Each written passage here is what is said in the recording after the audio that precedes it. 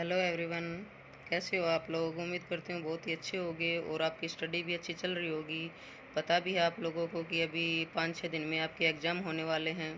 तो मेरी जो पिछली वीडियो थी मैंने उसमें बताया था कि कैसे आपके जो इंडियन ज्योग्राफी है उसके 19 लेसन में से कुछ लेसन मैंने इंपॉर्टेंट बताए थे। तो इंपॉर्टेंट बताने के बाद कुछ बच्चों ने कमेंट कर रखा था कि मैम हम कोई कुछ डिस्टेंस से पढ़ रहे थे और कुछ बच्चों को टाइम ही नहीं मिल रहा था तैयारी करने के लिए।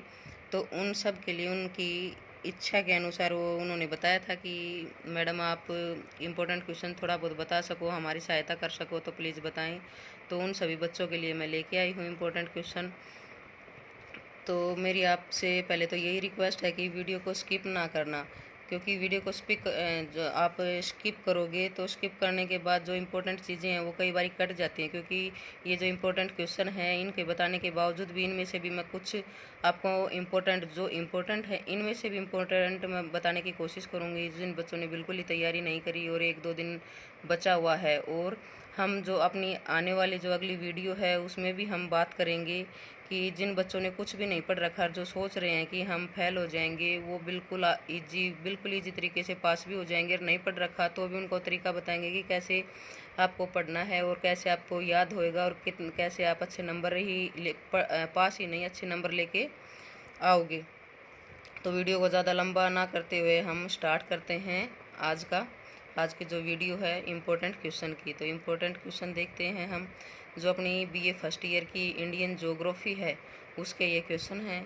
तो उसमें कोशिश की है कि आपको इम्पोर्टेंट क्वेश्चन दिए जाएं ताकि इसी में से आपके क्वेश्चन आ सकें। तो एक बारी थोड़ा सा मैं आपको बता दूं 1 मिनट के लिए, जो अब की बार कोरोना के चलते हुए आपके टोटल 9 क्वेश्चन आएंगे और 9 क्वेश्चन में से आपको एक तो अनिवार्य करना होता है, जो जिसमें से 2-2 नंबर के क्वेश्चन आते हैं, 6 नंबर करने होते हैं, वो तो आपको अनिवार्य है ही। और बाकी 4 क्वेश्चन आपने लॉन्ग क्वेश्चन करने होते हैं। तो उम्मीद होगी कि इन क्वेश्चनों में से वो 4 क्वेश्चन आसानी से आपके आ जाएंगे।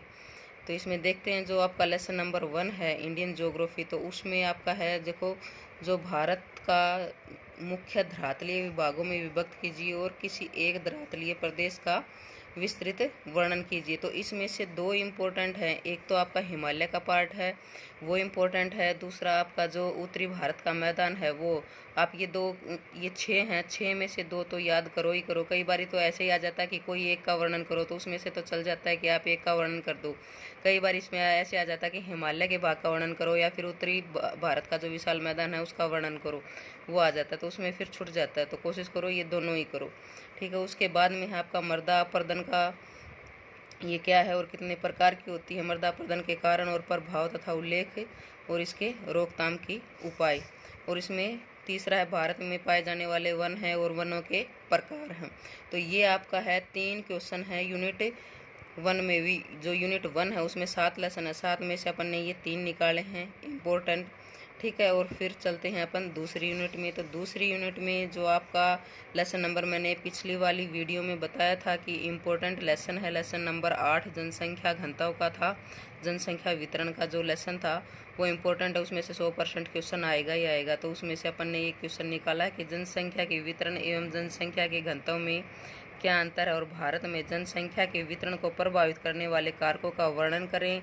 या फिर घनत्व को प्रभावित करने वाले, इसमें से एक आएगा, या तो ये आएगा कि जो जनसंख्या का वितरण है उसके प्रभाव के जो प्रभावित करने वाले कारक हैं वो, या फिर घनत्व को प्रभावित करने वाले कारक हैं वो। इन दोनों में से एक आ सकता है। और जो दूसरा क्वेश्चन है ये बिल्कुल इजी है, जो प्रवास क्या होता है, भारत में प्रवास के प्रकार और कारणों और परिणामों की विस्तृत विवेचना कीजिए। प्रवास सभी को पता है क्या होते हैं। और तीसरा है आपका ग्रामीण बस्तियां एवं नगरीय बस्तियां क्या होती हैं और इनके विभिन्न प्रकारों का वर्णन कीजिए। तो ये अपनी 2 यूनिट हैं। तो एक बारी मैं आपको फिर से बता देती हूँ कि 9 क्वेश्चन आएंगे, ध्यान रखना। 9 क्वेश्चनों में पहले क्या होता था, प्रत्येक यूनिट से 2-2 क्वेश्चन आते थे और प्रत्येक यूनिट से 2-2 क्वेश्चन में से एक करना होता था। लेकिन अब की बार आप कोई भी 4 क्वेश्चन कर सकते हो आपकी मर्जी से, कोई भी 4 क्वेश्चन। तो जैसे 2 फर्स्ट यूनिट से आएंगे क्वेश्चन, 2 सेकंड यूनिट से क्वेश्चन आएंगे। तो फर्स्ट और सेकंड यूनिट से जो क्वेश्चन आएंगे, आप फर्स्ट और सेकंड यूनिट ही पढ़ के भी आप 4 क्वेश्चन कर सकते हो। या फिर आप थर्ड और फोर्थ क्वेश्चन, जो थर्ड यूनिट है और फोर्थ यूनिट है ये आपकी 3rd यूनिट और 4th यूनिट, या आप इसी को पढ़ के भी आराम से आप अपना कर सकते हो। तो वो डिपेंड आपके ऊपर करता है। मैंने जो पिछली वाली वीडियो एक बार आप फिर से देखना, उसमें मैंने जिक्र कर रखा है कि एक तो आपकी 2nd यूनिट है, उसके अंदर 3 ही लेसन है, और एक आपकी 4th यूनिट है, उसमें भी 3 ही लेसन है। देखो, एक तो आप पूरी इंडियन ज्योग्राफी में 19 लेसन पढ़ो, एक केवल आप 6 लेसन पढ़ो। 6 लेसन में से भी 4 क्वेश्चन आसानी से आ जाएंगे और आप पूरा का पूरा अपना क्वेश्चन पेपर कर सकते हो, और अच्छे से पास ही नहीं, अच्छे नंबर भी लेके आ सकते हो। तो ये 3री यूनिट है। 3री यूनिट में से अपन ने देखो ये क्या है। आप बोलोगे कि मैडम ये तो आपने 3 क्वेश्चन एक में ही डाल दिए। देखो, भारत में चावल, कपास और गेहूँ उगाने की दशाओं, उत्पादन एवं वितरण की विवेचना कीजिए। तो ये आपको लगता है कि 3 क्वेश्चन है, और हैं भी 3 क्वेश्चन। कभी चावल पे आ जाता है, कभी कपास के पे, और कभी गेहूँ पे। तीनों में से चावल और कपास का ज़्यादा आ सकता है। पहले नंबर पे देखें तो चावल का आ सकता है, फिर कपास का और गेहूं का। तो इसको आपको याद कैसे करना है, देखो बिल्कुल 15-20 मिनट लगेंगे। जैसे एक तरफ कर लिया आपने चावल, दूसरी तरफ कपास और तीसरी तरफ गेहूं। इसमें से 5-6 चीज़ें आपको निकालनी है।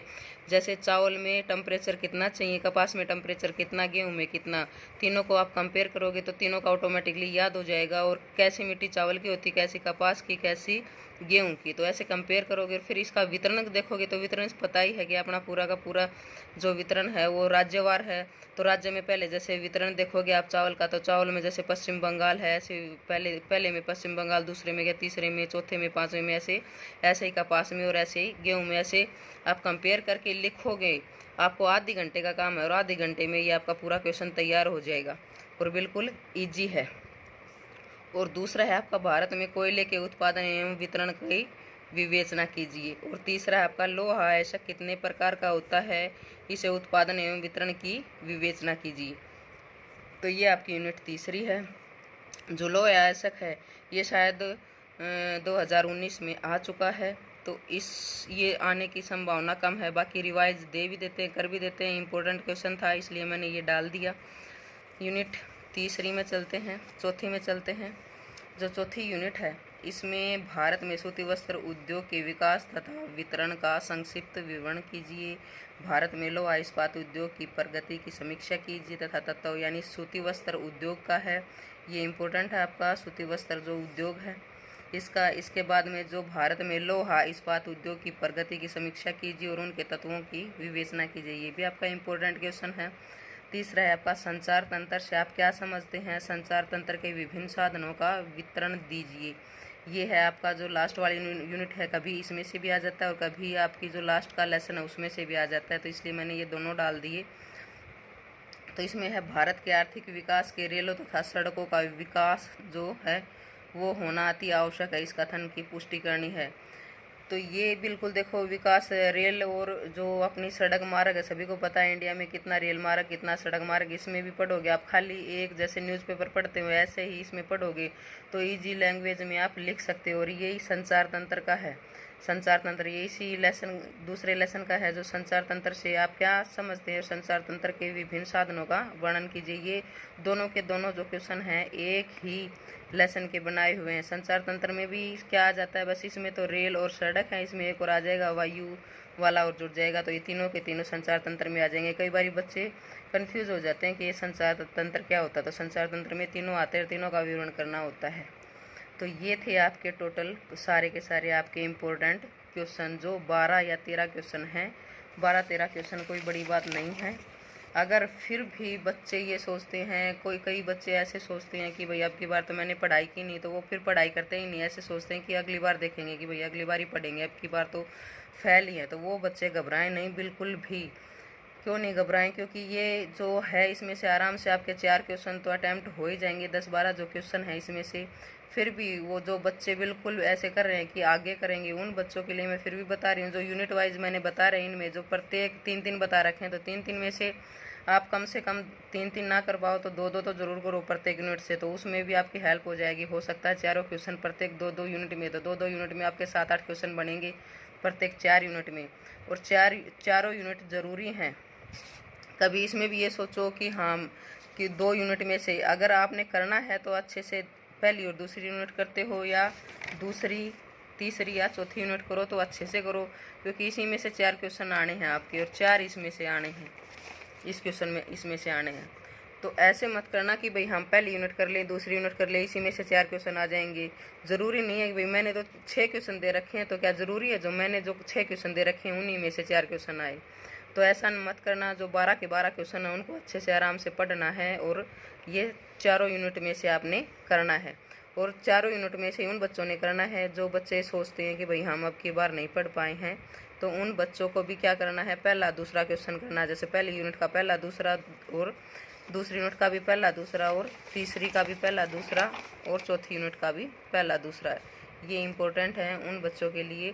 और ये एक दिन का काम भी नहीं है, देखा जाए तो आप एक दिन में भी अच्छे अंक प्राप्त कर लेते हो। और थोड़ा सा मैं इसके बारे में बता दूं, जो आप कैसे करोगे।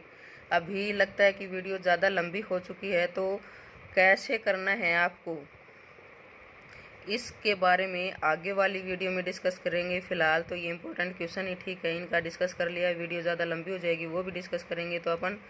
तो वो अपन क्या करेंगे, अगली वीडियो में डिस्कस करेंगे कि जिन बच्चों ने बिल्कुल भी तैयारी नहीं कर रखी वो क्या लिखेंगे, कैसे पास होंगे, उसके ऊपर डिस्कस करेंगे। और जो टॉपर बच्चा है वो कैसे लिखता है और कैसे अच्छे अंक प्राप्त करता है, तो आप भी उसी की तर्ज के ऊपर आपका भी करवाएंगे कि टॉपर बच्चा कैसे करता है। वैसे ही उसी को देख के आप भी अच्छे नंबर ले सकते हो। ऐसा नहीं है कि भाई टॉपर ही लेगा, और आप भी अच्छे नंबर ले सकते हो और अच्छे अंकों से पास हो सकते हो। तो उसके ऊपर अपन डिस्कस करेंगे। आने वाली अपनी दूसरी वीडियो लेके आएंगे, उसमें अच्छे से डिस्कस करेंगे अपनी जो बीए की एग्ज़ाम है, बीए के लगा लो, एमए के लगा लो, कोई भी एग्ज़ाम है, तो उसमें हम अच्छे नंबर कैसे लेके आएँ, इस टाइप की कोई अपन वीडियो बनाएंगे। और उसमें एक टॉपर है अपनी बच्ची, उसका आपको दिखाएंगे कि वो लॉन्ग क्वेश्चन कैसे करती है और आप लॉन्ग क्वेश्चन कैसे करते हो, और उसमें चेंज क्या करना है, आपके कम नंबर क्यों आते हैं और टॉपर को ज़्यादा नंबर क्यों आते हो। तो अब लास्ट में यही है कि एक तो आप वीडियो को लाइक करें ज़रूर, और सब्सक्राइब कर ले। सब्सक्राइब क्यों कर ले, क्योंकि मेरी वीडियो आएगी, वीडियो आते ही आपको क्या हो जाएगा, नोटिफिकेशन मिल जाएगा कि हाँ मैम की वीडियो आई है। तो कुछ इंपॉर्टेंट चीज़ ही बता रखी होंगी उसमें, तो वो आप देख सकते हो, वेट नहीं करना पड़ेगा, या फिर आपको पता नहीं चल पाएगा कि वीडियो नई आई है। अचानक से कोई भी वीडियो मैं डाल सकती हूँ। और तीसरा, जो भी आपकी समझ में ना आए उसको का कमेंट ज़रूर कर देना कि मैम ये चीज़ समझ में नहीं आई, ये चीज़ समझा दो, तो वो कोशिश करेंगे हम समझाने की। थैंक यू, धन्यवाद।